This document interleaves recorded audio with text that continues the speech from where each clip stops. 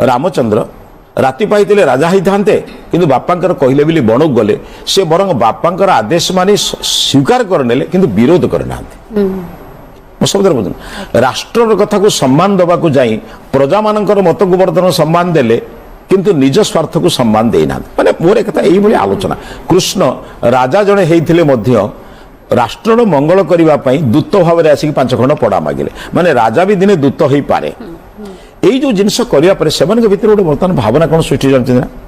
आम इंजीनियर आम डाक्तर आमको पूर्व भली सम्मान मिलवा दरकार ना तुम डाक्तर इंजीनियर सत कि तुम मूल गोटे सेवक अहंकार मनोभावटा रहा प्रथम कथा बुझंतु बा बर्तमान पिला मानक भितर गोटे मूल जिनस सृष्टि जेटा आपण लक्ष्य करथिबे आमे चाकरी करियो जदि युवकटे चाहिबो मु निजे प्रतिष्ठित हेबी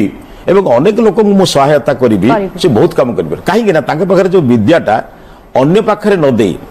बेले बेले आम मन को आसुछि